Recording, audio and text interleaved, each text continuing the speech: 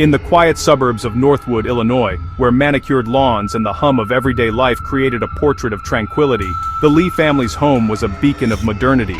It was wired with the latest smart technology, a home that could be controlled with a simple voice command, designed for convenience and above all, for safety.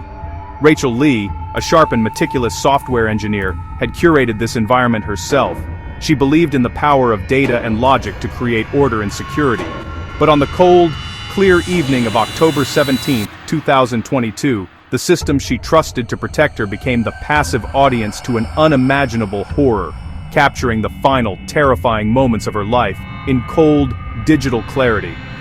The first signal of distress was not a blaring alarm or a shattered window, but a frantic 911 call that pierced the calm of the local emergency dispatch center. A neighbor, startled by sounds they couldn't quite place. A muffled shout, a heavy thud, had hesitated before dialing, unsure if they were overreacting. The dispatcher's voice, trained to be a steady anchor in chaos, tried to get a clear picture. Was there a break-in? An argument? The caller's answers were fragmented, a mosaic of uncertainty and fear. They spoke of the Lees as the perfect couple, pillars of the community. Nothing like this ever happened here. As police cars were dispatched, their sirens silent until the final approach to avoid alerting a potential intruder, no one could fathom the scene they were about to uncover. The call itself, lasting just under 2 minutes, became the first thread in a bewildering tapestry of crime. The neighbor's voice trembled with a mixture of concern and disbelief, painting a picture of a peaceful neighborhood suddenly violated by an unknown disturbance. I heard something, the caller stammered. It sounded wrong. Not like a TV show, but real. I hope I'm wrong. This call set in motion the official response, a cascade of procedural steps that would lead officers to the front door of 1428 Maple Creek Lane. They arrived expecting a domestic dispute, or perhaps a false alarm, their minds running through standard protocols. But the silence that greeted them was far more unsettling than any shouting match could have been. This initial emergency call was the prologue to a story that gripped the nation.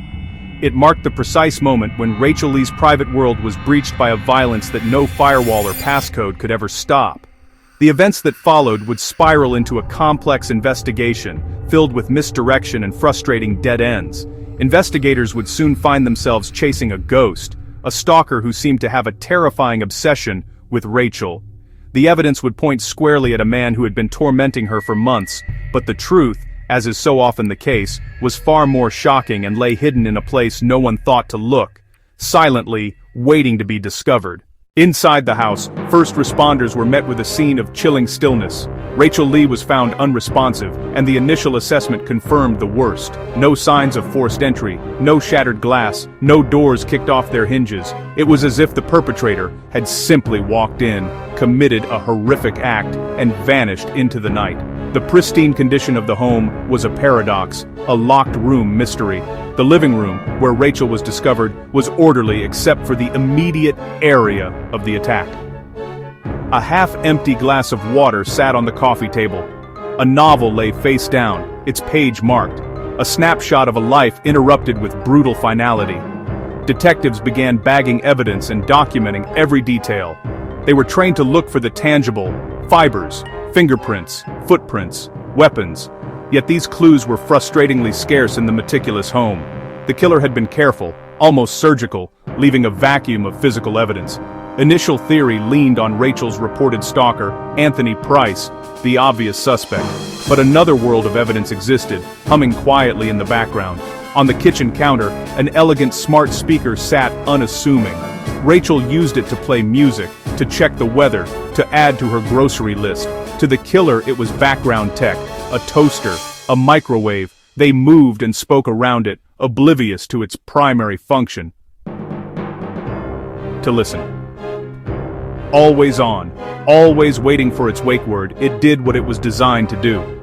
It had listened to everything. It recorded the sounds of the struggle, the muffled voices, the chilling moments after. That single device held the key to the case, though no one knew it yet.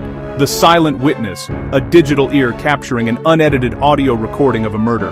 The killer believed they'd committed the perfect crime, leaving no trace. They wiped away their physical presence with meticulous care, but they didn't consider the invisible trail of data they left behind. The most damning evidence is often not what can be seen, but what can be heard. Logged. Time-stamped by the devices we invite into our homes. To understand the terror that crept into Rachel Lee's life, you first have to understand the life she had so carefully built. To her friends and family, Rachel was the epitome of success and stability. At 34, she was a respected software engineer, known for her sharp intellect and meticulous attention to detail. She lived in a beautiful home in a quiet, affluent neighborhood with her husband Mark, a charismatic and successful financial advisor. From the outside, their life was a picture-perfect postcard of modern happiness. Rachel was organized, proactive, and believed in control, not just in her code, but in every aspect of her world. This desire for order is what made the slow, creeping intrusion of a stalker so profoundly unsettling for her. It began subtly, almost imperceptibly. An odd comment on a public social media post, a like on a photo from years ago by an account she didn't recognize. At first, Rachel dismissed it as the strange static of the internet. But then the frequency increased. The anonymous account, using the handle Observer22, began leaving comments that were just a little too personal. They mentioned the coffee shop she frequented, the park where she walked her dog. It was clear someone wasn't just observing her online persona, they were watching her in the physical world. The transition from online annoyance to real-world fear happened one Tuesday afternoon. Rachel was leaving her office when she noticed a dark blue sedan parked across the street. As she drove home, the car followed, maintaining a consistent distance. It wasn't aggressive, not yet, but its presence was a clear message. "I can see you, I know where you are!" Rachel's heart pounded against her ribs. She took a series of random turns, her logical mind trying to test the hypothesis, and the car mirrored her every move. Only when she pulled into the driveway of the local police station did the sedan finally speed away, disappearing into traffic as if it were a ghost. This incident marked a significant turning point. Rachel, ever the pragmatist, began documenting everything. She started a detailed log, a spreadsheet where she recorded every strange message, every sighting of the blue sedan, every odd phone call with silence on the other end. She noted dates, times, and locations with the same precision she used to debug a line of code. This log was her attempt to regain control. Her home was her fortress, but she now felt like a prisoner within it, constantly looking over her shoulder. The man behind the screen, the driver of the blue sedan, was a ghost who called himself Anthony Price. Or at least, that was the name he used in his increasingly menacing communications. His harassment evolved from simple observation to direct threats. He would describe the clothes she was wearing on a particular day, proving he was watching her in real time. He sent her a photo of her own front door, taken from the street, with the caption, "Looks so peaceful. For now." The psychological toll was immense. Rachel found herself living in a state of hypervigilance. Every notification on her phone sent a jolt of adrenaline through her. Every car that slowed down on her street made her heart skip a beat. She was always so confident, so in control. But in those last few months, she seemed fragile. She would double-check the locks constantly. She stopped going for her morning runs. On one occasion, he managed to gain access to her online grocery delivery account and changed her order to include a single, bizarre item, a single bouquet of black roses with a note that read, "For your funeral." The incident left Rachel shaken to her core. Mark, her husband, appeared to be supportive, though many friends would later describe his reaction as strangely detached. He helped Rachel install more security cameras and reinforce the door locks, but he often told her she was overreacting. He suggested that giving the stalker attention was only encouraging him. "Just ignore him, Rach, he'll get bored and move on," he'd say, a sentiment that Rachel found both unhelpful and dismissive. Mark, on screen, "Just ignore him. He'll get bored and move on." She felt increasingly isolated in her fear. She was fighting a battle against an invisible enemy, and the person who was supposed to be her closest ally seemed to believe the monster was one she was feeding with her own paranoia, rather than a real and present danger lurking just outside their door. As the harassment escalated from unsettling to overtly threatening, Rachel did exactly what any logical person would do. She went to the police. The initial police response was professional but, in hindsight, tragically inadequate. No license plate, no real identity. Officer Mnadigi Nadriowiden, their hands were largely tied. They advised, enhance home security, be more cautious online, and call immediately if he trespassed or made direct contact. He's here again. The same blue car, it's parked at the end of the street. He's just sitting there watching my house. In the immediate aftermath of Rachel's murder, there was no question in anyone's mind who was responsible. Anthony Price. He was the obvious and only suspect. Mark Lee, the grieving husband, played his part perfectly. He was distraught, cooperative, and provided investigators with every detail he could remember about the stalking. The first major break came when tech specialists traced the IP for the Observer 22 account. Within that rerouted web, they found a single brief instance where the VPN failed.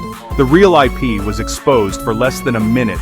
That address traced to a pay-as-you-go coffee shop Wi-Fi in a neighboring town. Using facial recognition and DMV records, they put a name to the phantom, Anthony Price.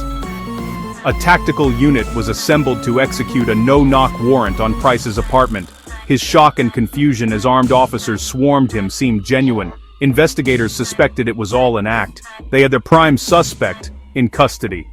Weeks turned into a month, and the once promising investigation had ground to a halt. Anthony Price remained in custody, but the case against him was crumbling. His alibi for the night of the murder was surprisingly strong. The investigation had hit a wall. Detective Corrigan made a decision. He was tired of chasing a ghost. It was time to go back to the very beginning. There's not much there, Detective, Ben warned. It's about 90 seconds of static. Go back 10 seconds and isolate that sound. Just make sure they can't trace it back. No, now! Turn it up. No one should hear a thing. Corrigan's mind raced. He pulled up the recordings of his many phone calls with Mark Lee and played them alongside the cleaned-up audio from the smart speaker. The vocal patterns, the cadence, the tone. It was a perfect match. A sickening wave of realization washed over the detective. The person calmly orchestrating the murder was Rachel's husband, Mark Lee. The entire investigation had been a lie, and Mark Lee was the author. The revelation from the smart speaker audio changed everything. They started with his digital footprint and obtained a new warrant for his phone records. They found it almost immediately. A burner phone. The timing matched key stalking events against Rachel. It was clear. Mark coordinated the harassment against his wife. The stalker was a paid actor in Mark Lee's twisted play. A deep dive into the couple's finances uncovered a shocking reality. Mark Lee, the charismatic financial advisor, was a fraud. He was drowning in debt. Rachel had begun her own quiet investigation. She was preparing to confront him. Mark knew he was about to be exposed. The motive was now brutally clear. Mark murdered Rachel to silence her, but he also stood to gain from a massive life insurance policy. The centerpiece of his claim was that he was in his basement office. The router's logs told a story that contradicted Mark's alibi. Mark wasn't on a call. He was creating a wall of sound. The final nail came from the noise-canceling headphones themselves. The burner phone's registration data included an email address. A warrant to Google revealed the account had only ever been accessed from the public Wi-Fi of a gym across town. Security footage from the gym showed a man investigators recognized. His name was Stephen Gallo. He brought Mark back into the interrogation room. Corrigan didn't start with accusations, he started with data. He calmly laid out printouts of the home router logs. Mark's confident expression began to flicker. Corrigan then played the audio from the smart speaker. Mark's face went pale. He stared at the evidence on the table, the digital ghosts of his actions brought to light, and his shoulders slumped in defeat. The silence in the room was his confession. The trial of Mark Lee and Stephen Gallo was a media sensation. The prosecution's case was a masterclass in digital forensics, methodically presenting the jury with the mountain of evidence. After a 6-week trial, the jury returned its verdict in just under 4 hours. Mark Lee was found guilty of first-degree murder. The judge sentenced him to life in prison without the possibility of parole. The case of Rachel Lee became a landmark, a powerful illustration of the evolving nature of evidence. It highlighted a critical lesson. The crime scene is no longer limited to the physical space. Mark Lee believed he had crafted the perfect alibi.